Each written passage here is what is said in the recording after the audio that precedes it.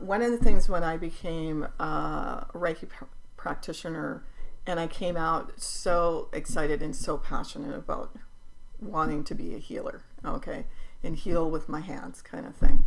So I came into this big high of expectation. I'm going to be like Jesus and I'm going to heal everybody and be an instant thing.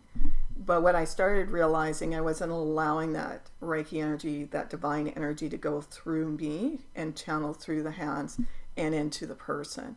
So what I was doing is I was depleting my own energy out of the process. Also, when you first start getting used to working with the energy, you are going to be tired because your frequency, your body's frequency and the Reiki energy frequency has to get used to that adjustment. So in the day, I could only work on one client. I can do up to 4 clients a day now because it does take a lot of energy out of you in the beginning just because your body's trying to adjust to that frequency and it's not quite used to it yet. Now, the thing about it is it's a clean energy in the sense you can't take your baggage, your emotional stuff. So like, let's say you're having a bad day. If you think that energy is going to absorb your bad energy or your bad day, pardon me, and it's going to go into that person, it doesn't work that way. Okay. It's funneling through you. You are that vessel of coming through that energy. But there is a part of your ego that really, really, really, really, really wants to help. Okay. But sometimes we're blocking ourselves. We need to, the stronger with Reiki work is just getting ourselves out of the way and just allowing it to flow through. Even if you don't know what you're doing, in the sense, all your intention is to let that energy go to that person, it's still going to work beyond you. You might not even understand it, comprehend it in your mind, what's going on. Doesn't really matter. As long as the intent is there and then letting it flow through. It's like being from manual to automatic pilot. Okay? Let's just put on automatic pilot and let it do its thing. Now, if you have an intent, you want something specifically to do, that's fine.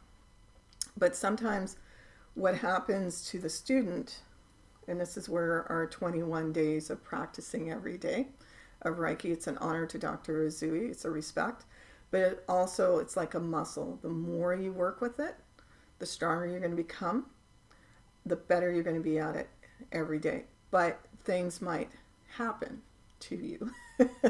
Sometimes people will get a spiritual flu.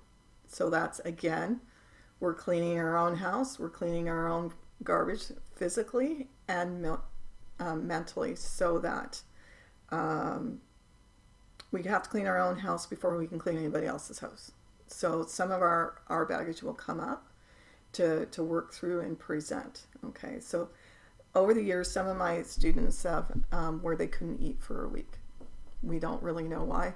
I've had clients or students, pardon me, who have come in and felt like they have a flu for 2 weeks. And then they're going, Lynn, can you help me with it? I go, no, you got to write it out. I would love to help you. They feel like they're been hit by a truck. And I said, it's just you're releasing all that crud, all layers of history out of you. And it's like an infection. You're purging that infection out of you. So when we tell them it's a spiritual flu, they feel a lot better than it's actually the physical flu. Some people are on a spiritual high, like a drug. That was me in degree 1 and 2. I was like, I don't need drugs. I got Reiki energy drugs. I was like, yeah, I was invincible. I could do anything. When I went into degree 3 and 4, it was a lot more somber. It was a lot more serious kind of thing. So also you might start connecting to your guides and angels, might see spirits. There's a whole lot of things that can go on. But for each person individually, it's going to be what it's going to be unique for them. Sometimes it's just very present, it's very ordinary. There's not a lot of baggage, there's not a lot of aha epiphanies. Sometimes it's just very calm, normal, average. But the biggest key is to try to keep your ego out of there. And sometimes my ego creeps in, especially when I have a client coming in and they have a lot of high expectations of getting healing work done. That can be mentally, that can be physical, and sometimes even spiritual. And you can feel the pressure on you to make them feel better. And sometimes you have to push back and let it be what it'll be, in that expectation of the client and even yourself. So there are challenges with that. But we're human, so you gotta work with it, and the ego will come and go. But the best is to try to be as present yourself and neutral as possible for yourself and the client if you can, even though you still want to help. That's why you're here, kind of thing. And yeah, so there's a lot of different things that can happen, kind of thing.